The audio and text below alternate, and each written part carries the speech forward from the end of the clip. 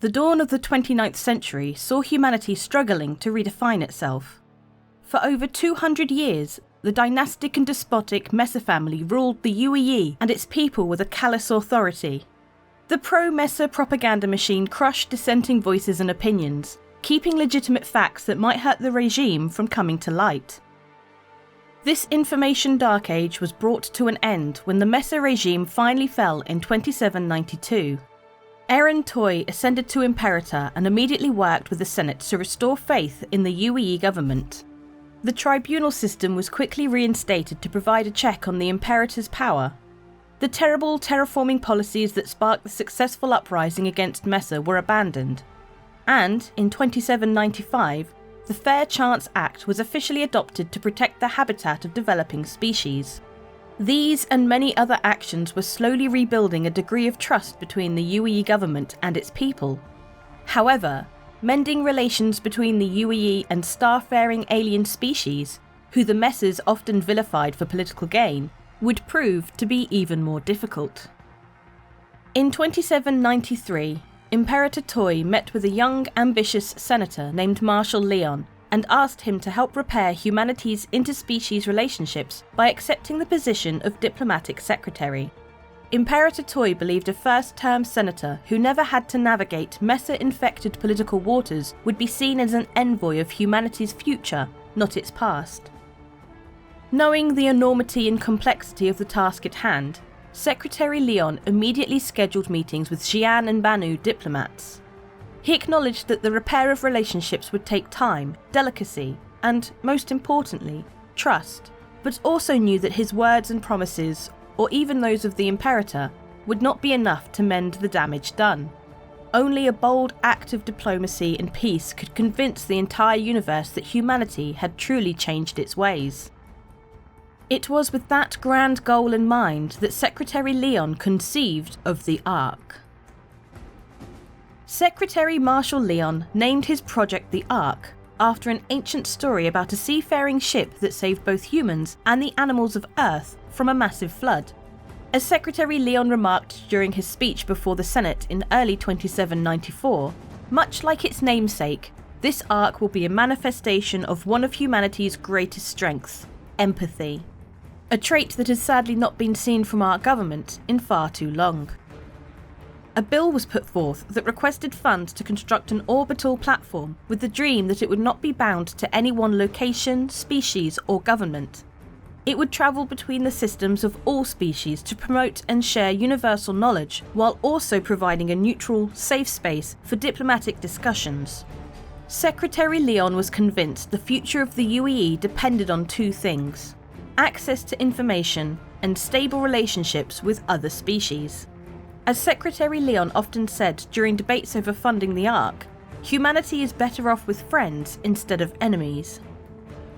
The combination of Secretary Leon's stirring arguments, the endorsement of Imperator Toy, and the desire to distance the UEE from its recent past led to the Senate's overwhelming approval of the Ark. Construction was slated to start in late 2794 once a suitable location was chosen. A myriad of senators, interested in the accompanying economic bump, campaigned to have it built in their system, but Secretary Leon wanted to keep the Ark apolitical. So, in a surprise move, he chose to have it built in Tayak, a system with no native population or representation in the Senate, a system long deemed off-limits to the public during the Messer era. A system, like the UEE, looking to redefine itself. Construction on the Ark started in 2795 and progressed more slowly than anticipated. The plan was to cannibalise an abandoned platform above Tayak that the military had used for the recently declassified Project Vespa, a secret attempt by the Messer regime to weaponise the terraforming process. Secretary Leon hoped it would signify that the UEE was dismantling its warmongering ways in favour of peace. Disassembling the weaponised components proved to be more expensive and time-sensitive than expected, incurring major delays for the project. As the initial budget ballooned, senators who had previously supported the project started to question it. Mainly, they questioned the section of the bill that created a foundation, independent of any government, to oversee the Ark's operation. senators suddenly wondered why the UAE was paying for a project over which they would not have jurisdiction, and even briefly blocked funding as a way to regain control over the Ark. It was only after Imperator Toy brought her political might to bear that the project got back online. While construction progressed over the following years, Secretary Leon frequently visited with Banu and Xi'an representatives to discuss the Ark. He passionately argued that its future belonged to all of them. It was during these discussions that Secretary Leon learned his vision was not being embraced by other species as he had hoped. Although enthusiastic participants, the Banu had little to no historical records to share. Meanwhile, the Xi'an had serious concerns that the platform might still be weaponized and outright refused to allow the Ark into their territory. Disappointed but not deterred, Leon decided to lead by example, so he pushed for as much human knowledge as possible to be made available at the Ark. Human companies were encouraged and incentivized to contribute any information that would not hurt business. Meanwhile, the government released a trove of information. While classified government documents, military files and personal correspondences were considered off-limits, almost everything else was considered for admission. Critics complained that enemies could use this information against us. To which Secretary Leon responded, "If anything, it will be our actions, not our openness, that cause the next conflict." In 2800, Secretary Leon won a contentious election to become the next Imperator. Encouraged to run and endorsed by Eren Toy, Secretary Leon highlighted his work on the Ark during his campaign, claiming it proved he was a consensus builder who could also repair humanity's relationship with other species. Shortly after his inauguration, construction on the Ark was completed. Imperator Leon invited representatives from the Xi'an, Banu, Tevarin, and even the Vandal to attend the gala celebration. During his introductory speech, Imperator Leon appealed for everyone to help the Ark succeed in spreading peace and knowledge. "I am proud to open these doors and beg all of you to fill it with the vast and colourful history that each and every species has to offer. Let this Ark stand as a testament and proud record of the lives that we and those before us have all lived." Today, the Ark still orbits in the Tayak system.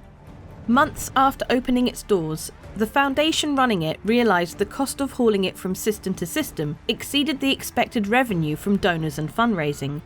Though Tayak 1 provides the perfect neutral ground to permanently station the platform, a lack of other interesting objects in the system does not help its visitation numbers. While the Ark has failed to become the bastion of interspecies diplomacy that was originally intended, Imperator Leon would still be proud of its current operations. It is the authoritative repository of information in the known universe. To this day, it collects and analyses an awesome amount of information sent from explorers, researchers, scientists, and everyday people for possible inclusion in the Galactopedia. The Ark also works hand in hand with a variety of prominent universities and research institutions to verify information, and even funds projects to help expand on what is already known. Among archivists and researchers, there is no job more coveted than a position curating a portion of the deluge of data submitted to the Ark. The crown jewel of the Ark's operations is the star map. This essential resource of interstellar navigation is the de facto authority on what can be found in the midst of the great black expanse.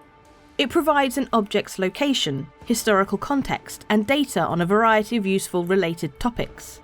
Constantly updated thanks to the contributions of hard-working stellar cartographers and explorers, the map reflects the ever-expanding boundary of our universe and our understanding of it. Even though the Ark may have not yet lived up to all of Imperator Leon's expectations, it is still an astounding achievement.